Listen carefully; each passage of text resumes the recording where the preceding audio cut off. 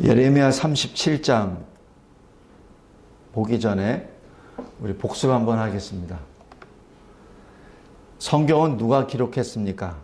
성경은 성령의 감동하심을 받은 사람들이 하나님으로부터 받아 기록하였습니다. 성경은 왜 기록하였습니까? 예수 그리스도 믿음으로 영생을 얻기 위함입니다. 그리고 또 하나는 하나님의 사람으로 교육을 받아 하나님의 사람의 자격과 능력을 갖추어 하나님이 기뻐하시는 모든 선한 일을 행하기 위함입니다. 성경은 그럼 어떻게 가르쳐야 합니까? 첫 번째, 성경은 하나님의 말씀이라고 가르쳐야 됩니다. 그러면 그 성경을 어떻게 해석해야 됩니까? 성경은 성경이 해석합니다. 그리고 성경은 성령의 조명함을 받아 해석합니다. 그래서 성경을 읽을 때나 성경을 해석할 때나 성경을 가르칠 때나 기도해야 됩니다. 기도하지 아니하고 성경을 읽고 기도하지 아니하고 성경 말씀을 해석하거나 가르칠 때는 그때는 하나님의 역사가 일어나지 않습니다. 반드시 기도하고 해야 됩니다. 설사 내가 이 본문을 완전히 다 안다 하더라도 기도하지 않고 했을 때는 마치 학원 강사가 자기 과목을 강의하는 것과 똑같습니다. 지식은 전달되나 성령의 감동함은 존재하지 않습니다. 자, 이제 예레미야 37장으로 돌아가겠습니다. 당시 유다 상황에 대해서 보겠습니다. 이 시드기야 왕, 전전 왕은 여호야김 왕입니다. 근데 이 여호야김 왕은 3년 동안 바벨론을 섬기다가 조공을 바치다가 배반을 합니다. 그래서 친바벨론에서 친애굽으로 정책을 바꿔버립니다. 그러자 바벨론 왕이 이 유다를 들어와서 점령을 하고 이 여호야김을 쇠사슬에 결박해서 끌고 가버립니다. 근데 이렇게 행한 것은 바벨론이 내버려 둔 거죠. 왜냐하면 그 조그만 나라인데 이 정도 손봤으면 알겠지 하고 해서 그 후임자가 그러면 당연히 친바벨론 정책을 쓰겠지라고 아마 믿었던 것 같아요. 그런데 여호야김 왕의 아들 여호야킨 왕은 친바벨론이 아니라 친애굽 정책을 또 씁니다. 물론 왕이 그렇게 결정했다고 보기보다는 그 전체 신하들이 아마 그렇게 됐을 겁니다. 국제 정세를 몰랐던 거예요. 지금 바벨론이 어떤 존재고 애굽이 어떤 존재라는 것을 영적으로도 더딜 뿐만 아니라 국제적인 센스까지도 없어서 지금 그렇게 돼버린 겁니다. 그러자 이 바벨론 왕이 또 내려옵니다. 그래서 여호야킨 왕을 끌고 가버립니다. 그리고 이제는 여호야킨 왕의 숙부, 작은아버지죠. 여호야kim 왕의 동생입니다. 이 마따니아를 아예 왕으로 세워버립니다. 그러니까 여기서 이때부터는 이 유다는 실질적으로 존재하지 않는 나라입니다. 바벨론의 속국이 돼버린 거죠. 아예 왕을 딱 세워버립니다. 그리고 이름까지 바꿔버립니다. 시드기야로. 그런데 이 시드기야 왕 또한 자기 선대 선조들의 왕이 비참함을 봐놓고도 여전히 친애굽 정책을 씁니다. 이게 망조로 가는 이 길입니다. 우리나라도 마찬가지입니다. 우리나라가 살 길은 친미 정책이어야 됩니다. 물론 바벨론하고 미국하고 연관되는 것은 아니지만은 우리가 살 길은 자유민주주의와 친미, 미국과 같이 연합을 하며 동맹을 하며 사는 길이 우리의 살 길입니다. 왜냐하면 우리가 대한민국이 건국된 것도 마찬가지 미국의 도움 아래 일어났던 것이죠. 그거와 역반으로 자꾸 공산주의 국가와 손을 맺을 때는 그건 어쩔 수 없어요.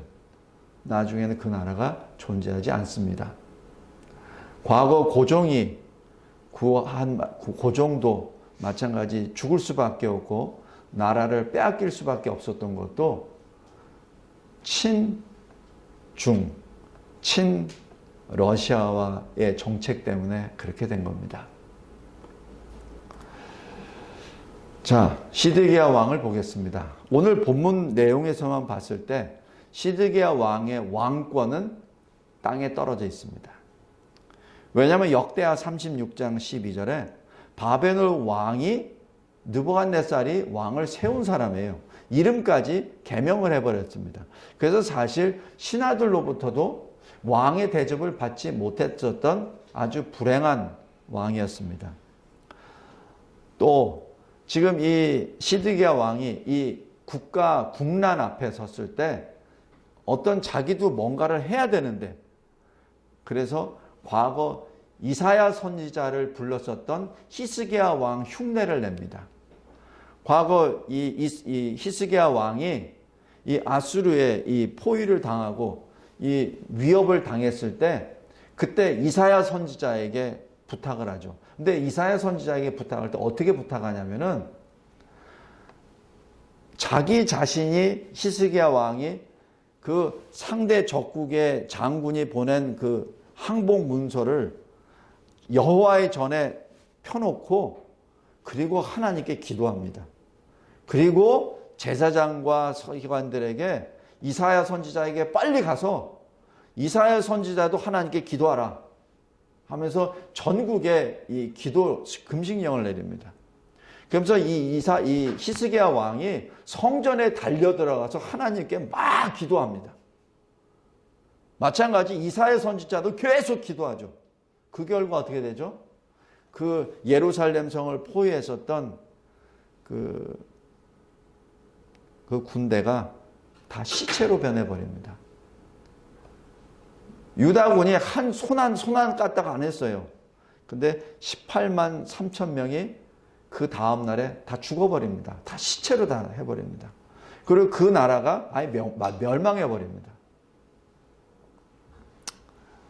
지금 이 시드기야 왕이 그것을 흉내낸 것 같아요. 그런데 여기서 흉내만 냈습니다. 자기는 성전에 가지도 않아요. 자기는 하나님께 기도도 안 해요. 그냥 단지 예레미야 선지자에게 기도만 요청합니다. 그러고 나니까 결과가 어떻게 되죠? 히스기야 왕 같은 경우는 모든 신하, 모든 백성이 하나님께 부르짖었던 기도에 대해서 그 유다 전체가 한 마음, 한 성령 안에 기도하게 됐습니다. 그런데 여기서는 흉내만 내다 보니까 예레미야 선지자가 전하는 하나님의 말씀을 아예 신하들이 믿지를 않아요. 제사장도 믿지 않고 서기관도 믿지 않습니다. 오히려 예레미야를 서기관 집의 웅덩이에다 가둬버립니다.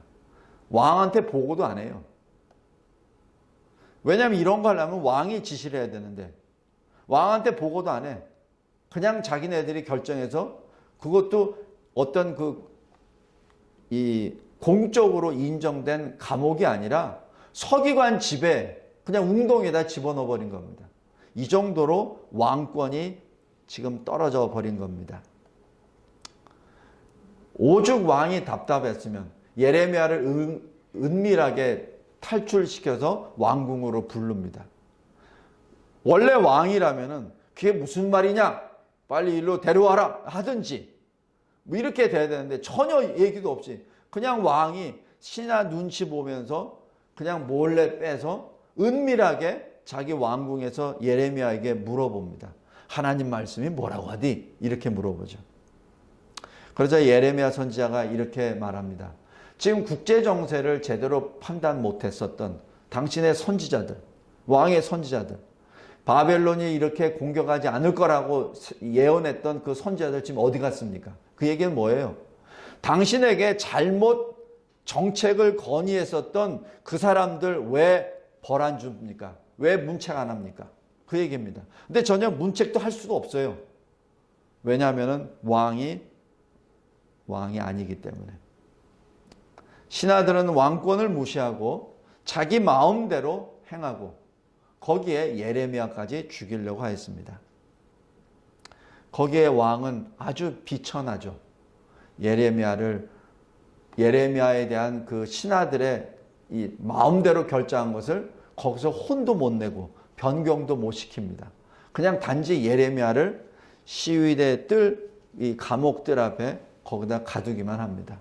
그리고 남들이 보니까 죽지 말라고 하루에 한 개씩 이 떡 하나를 던져줍니다. 이게 시드기야 왕의 왕권이었습니다.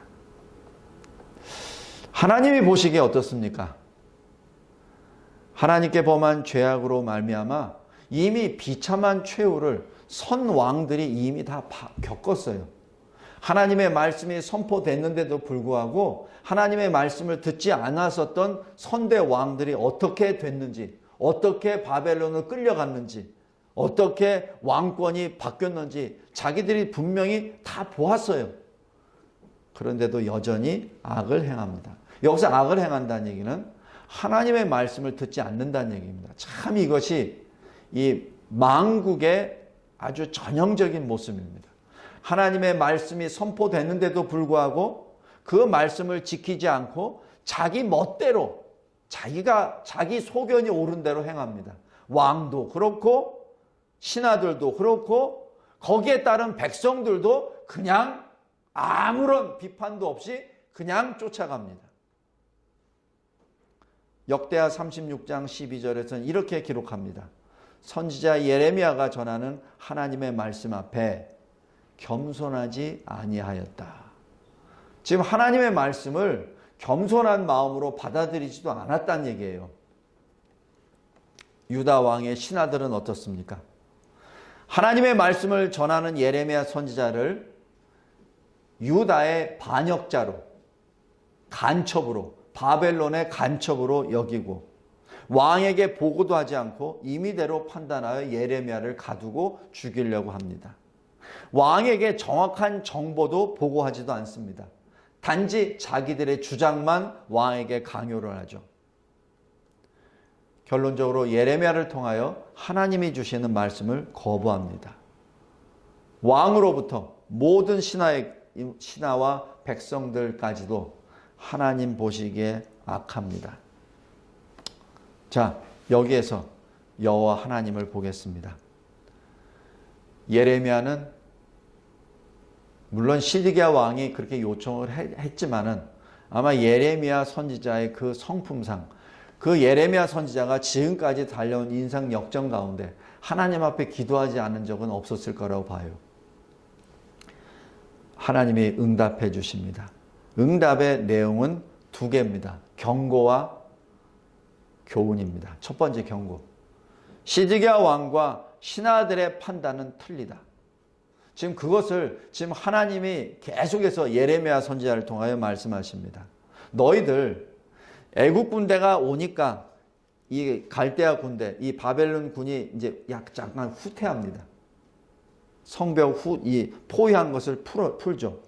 그것을 보고 그렇지 우리가 과연 좋은 동아줄을 잡고 있어서 애굽이 우리를 구원해 줄 거야 이렇게 생각했던 거예요. 거기에 대해서 하나님이 말씀합니다. 이것은 일시 풀어진 것이고 애굽을 의지하지 말라. 7절입니다. 그리고 바벨론이 반드시 다시 공격하여 이 예루살렘 성을 빼앗고 불사르리라. 8절입니다. 비록 너희들이 바벨론하고 잘 싸워서 바벨론 군사들이 부상을 다 입었다 하더라도 그래도 너희 성은 빼앗길 거다. 10절입니다. 그리고 너 시드기야 왕 너는 바벨론 왕에 끌려갈 것이다. 17절입니다. 지금 이런 말씀을 지금 예레미야 선지자를 통하여 하나님이 계속해서 주십니다.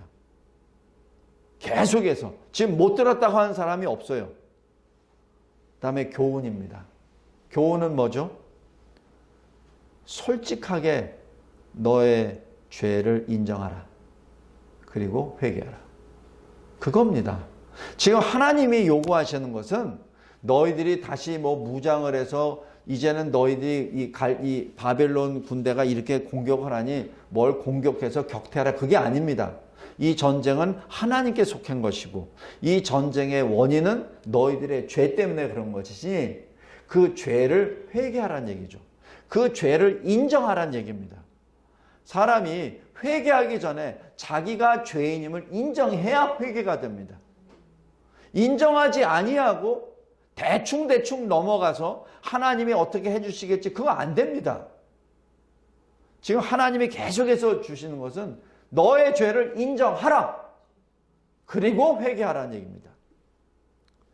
그 다음에 또 하나는 하나님의 말씀을 들었느냐? 그러면 들은 대로 순종하라는 얘기입니다. 들은 거를 마치고 아무것도 행동도 안 하면은 그거는 아무 소용이 없죠. 야고보서 1장 25절입니다. 듣기만 하지 말고 듣고 순종하라. 그 다음에 사람을 의지하지 말라. 애굽을 의지하느냐? 너 신하를 의지하느냐? 그러지 말란 얘기입니다. 여호와 하나님만을 의지하라라는 시편 146편의 그 말씀입니다.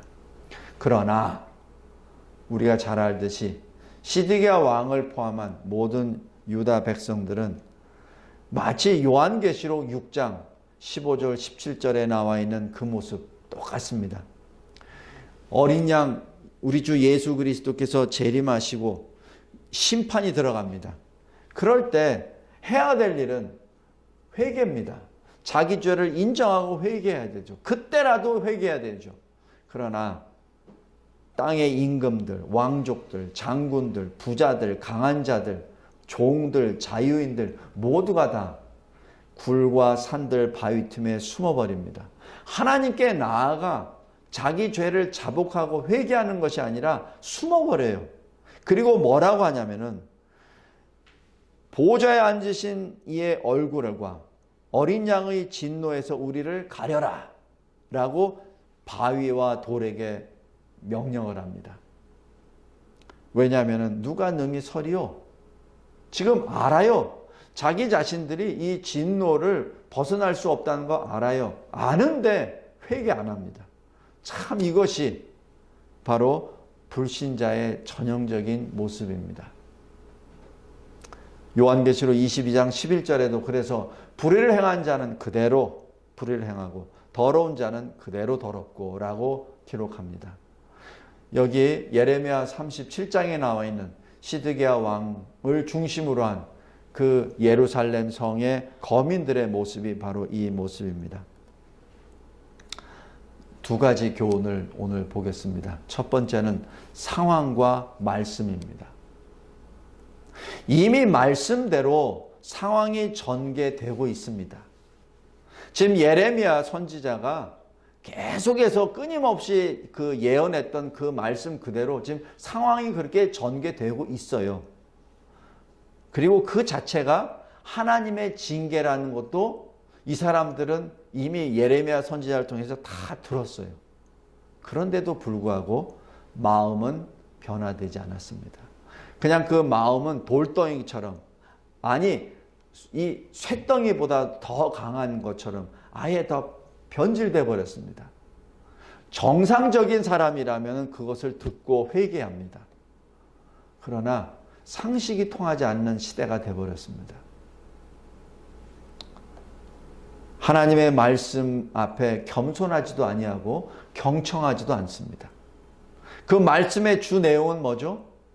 너의 죄를 인정하고 회개하라. 그리고 개혁하라는 얘기입니다. 변화되라는 얘기입니다. 그러나 결코 듣지 않습니다. 예레미야에게 기도 요청을 했습니다. 시드기야 왕이. 그러나 예레미야와 함께 기도하지는 않습니다. 마치 이사야 선지자에게 요청했었던 히스기야 왕을 흉내는 냈는데 그러나 하나님께 기도는 하지 않았어요. 왜 기도 안 했을까요? 하나님을 안 믿으니까. 안 믿으니까 기도 안 하는 겁니다.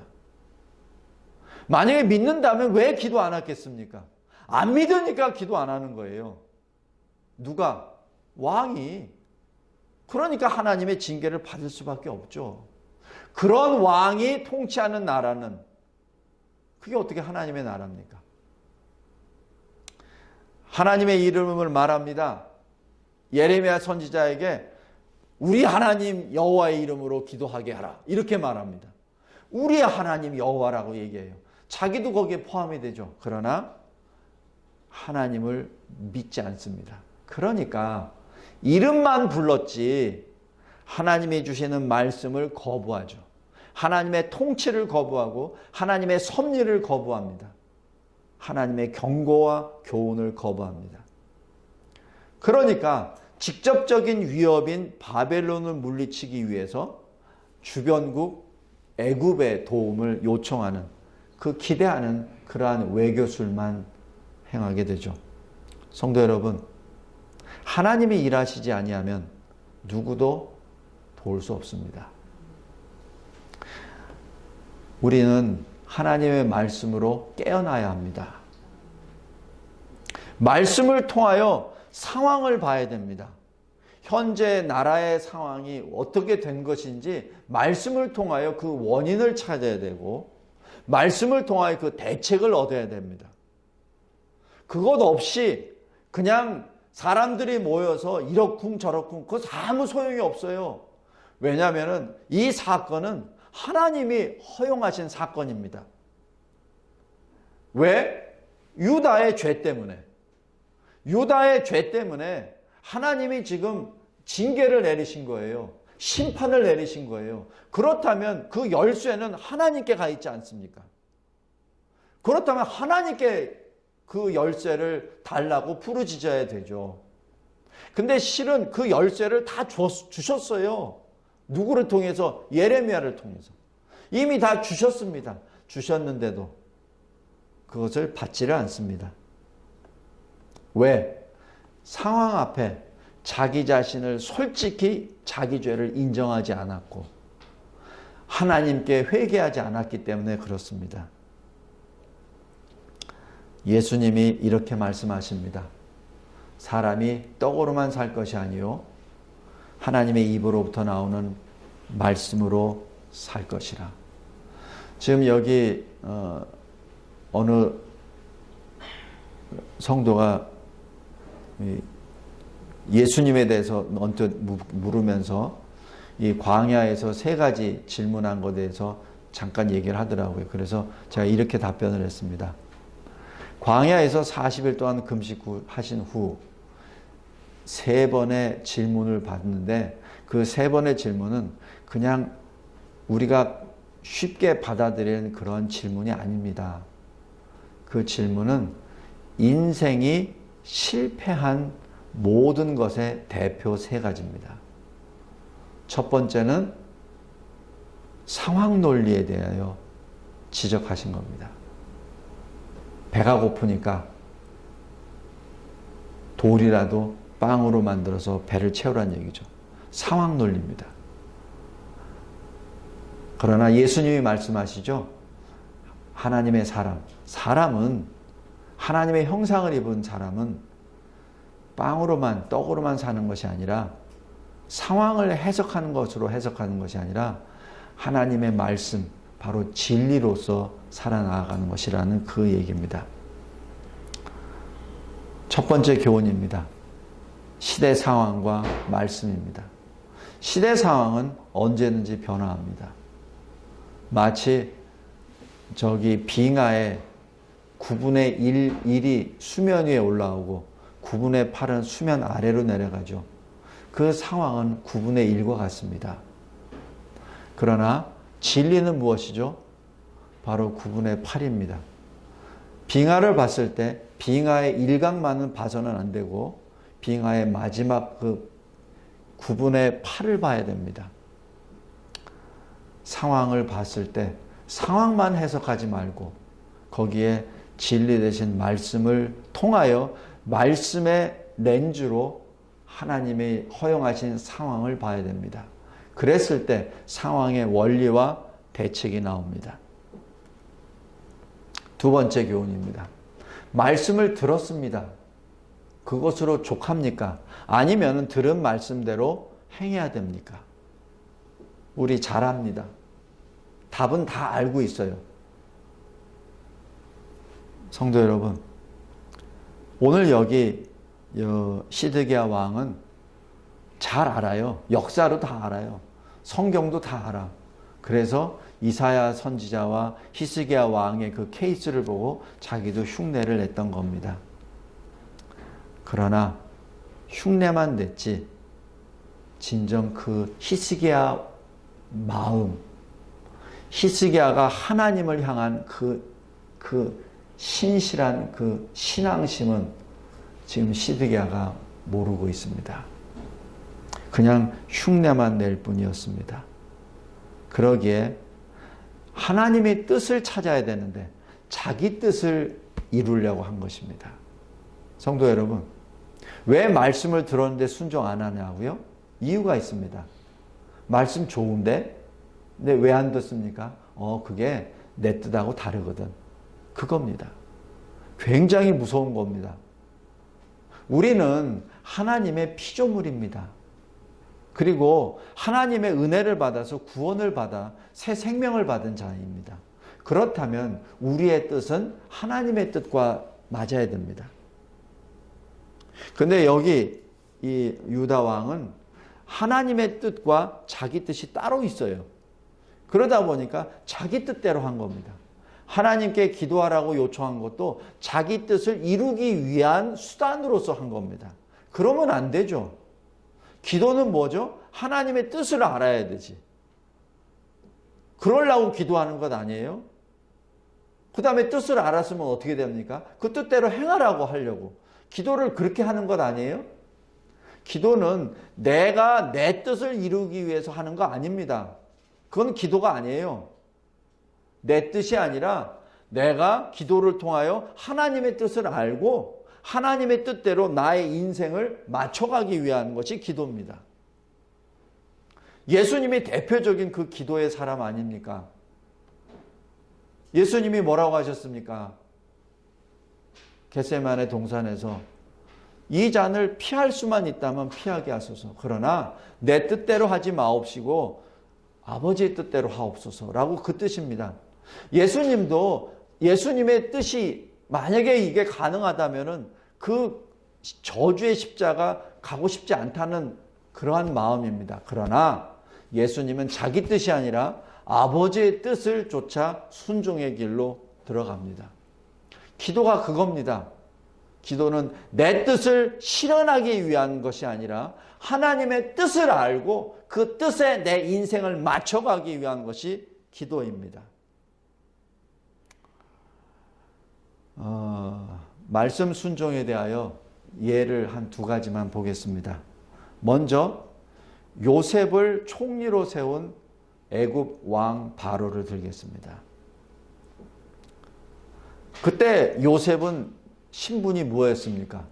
죄수예요. 노예입니다. 그런데 바로 왕이 요셉이 설명하는 것을 다 듣고 지금 이 순간에 이 애굽 땅에 하나님의 지혜를 받은 자는 당신밖에 없소 하면서 그 자리에서 요셉을 애굽 총리로 세웁니다. 성도 여러분, 그래서 어떻게 되죠? 애굽이 그 당시 그 지역을 전체를 총괄하는 제국이 됩니다. 만약에 이때 요셉을 등용하지 않았으면 어떻게 되죠? 똑같이 7년 풍작은 잘 살았지만 7년 기근 때문에 아마 이 애굽도 멸망했을 거예요.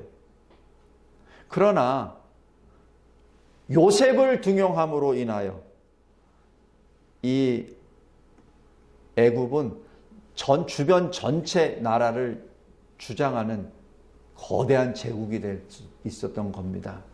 무엇을 말하죠? 요셉을 택했다는 얘기는 하나님의 말씀을 택하고 하나님의 말씀에 순종했다는 것을 의미합니다. 또 하나 보죠. 우리 니느웨. 요나가 마지못해서 복음을 전했죠. 너희들 회개하지 아니하면은 이 니느웨 성 전부 다 뒤집어져서 멸망할 거야 라고 그냥 전하고 싶지 않은 적국입니다. 그런데 마지못해서 그냥 전했어요. 3일 동안. 근데 어떻게 됐습니까? 니느웨 왕이 받아들입니다. 자기뿐만 아니라 사람 짐승까지도 전부 다 회개의 모습을 하게 하죠. 그거 어떻게 되죠? 구원받습니다. 니느웨 성 안 무너져요. 만약에 니느웨의 왕이 만약에 받지 않았을 때는 어떻게 되죠? 예, 그 요나 예언의 말 따라 그 니느웨 성은 멸망합니다. 성도 여러분, 말씀을 맺겠습니다.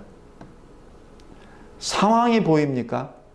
그렇다면 그 상황을 허용하신 하나님의 손을 보기 바랍니다. 하나님의 뜻이 무엇인지 그것을 보기 바랍니다. 만약에 그 하나님의 뜻이, 하나님의 손이 우리의 죄악 때문이라고 하면은 당연히 우리는 하나님께 우리의 죄를 자복하고 회개해야 되죠. 이미 우리는 그 내용을 다 알고 있어요. 여기 예레미야 선지자는 예레미야 선지자로부터 하나님의 말씀이 이미 20여 년 동안 계속 선포됐기 때문에 다 압니다. 우리도 마찬가지예요. 이 시대에 우리에게 다가오는 이 국난도 마찬가지입니다. 이 성경 66권에 다 나와 있어요. 원인도 나와 있고 대책도 다 나와 있어요. 그렇다면 우리가 해야 될 것은 그 말씀에 대한 순종입니다. 요한계시록 3장 20절에 예수님이 이렇게 말씀하십니다. 내가 문 밖에 서서 두드린다. 누구든지 내 음성을 듣고 문을 열면 뭐죠? 내 말씀을 듣고 순종하면 내가 그에게로 들어가서 그와 함께 먹으리라. 그도 또한 나와 함께 먹으리라. 마태복음 7장 24절에 누구든지 나의 이 말을 듣고 행하는 자는 그 집을 반석 위에 지은 지혜로운 사람 같다. 이렇게 말씀합니다. 성도 여러분, 분명 하나님은 유다를 사랑하셨습니다. 그래서 예레미야 선지자를 그렇게 보내신 겁니다. 그리고 예레미야 선지자를 통해서 그렇게 수도 없이 부르짖게 만드십니다. 똑같은 내용입니다. 지난주에 있던 36장과 여기 37장 거의 같은 내용이에요. 거의 같은 내용이 계속해서 20여 년 동안 계속 선포됩니다. 그런데 아주 희한하게 유다의 반응은 아주 똑같습니다. 하나님을 무시합니다. 현재 우리 대한민국이 겪고 있는 국난도 이것과 별반 차이가 없습니다. 우리 각자가 또 교회가 이 나라가 하나님 앞에 하나님의 말씀으로 자기 죄를 자복하고 회개하고 하나님이 주신 그 말씀이 있습니다. 그 말씀대로 순종한다면 이 나라는 마치 요셉을 총리로 세운 애굽의 모습처럼 이 대한민국은 우리가 상상하지 못할 그러한 위대한 나라가 될 것입니다. 그러나 그러지 않을 때는 진정 처참한 70년의 포로 생활을 했었던 유다의 모습이 될 것입니다. 기도하겠습니다. 하나님 아버지 감사하고 감사합니다. 두렵고 떨리는 하나님의 말씀입니다. 끊임없이 우리들의 영적 상태를 지적하고 책망하고 또 하나님 앞에 계속해서 나오라, 나에게로 나오라 라는 회개의 명령임을 고백합니다. 하나님, 우리가 이 말씀을 반복적인 이 말씀을 듣고 마음을 찢으며 하나님 앞에 엎드려 기도하며 하나님의 선하시고 그리고 은혜로우신 그 구원의 역사가 일어나게 하옵소서. 이 대한민국의 현 시국을 볼 때마다 너무나도 유사합니다. 이 멸망 직전에 있었던 유다의 모습과 너무나도 흡사합니다. 하나님, 무엇보다도 하나님 앞에 엎드리는 대한민국 교회와 대한민국 국민들 이 나라가 되게 하옵소서. 하나님이 계획하신 것은 우리들의 멸망이 아니라 우리들을 통하여 하나님의 영광을 나타내시는 것을 우리는 잘 알고 있습니다. 하나님은 분명히 이때에 하나님의 사람들을 통하여 영광을 받으십니다. 만약에 이때 우리가 그 대열에 서지 않는다면 우리는 또 비참한 버림을 받을 것이요. 또 하나님은 분명히 다른 세대, 다른 교회, 다른 하나님의 사람들을 통하여 이곳을 다시 하나님의 뜻대로 세우시라 믿습니다. 하나님, 우리가 이때에 하나님의 오른손에 붙잡혀 거룩한 쓰임을 받는 주의 거룩한 그릇이 되게 하옵소서. 예수 그리스도의 이름으로 기도드리옵나이다. 아멘.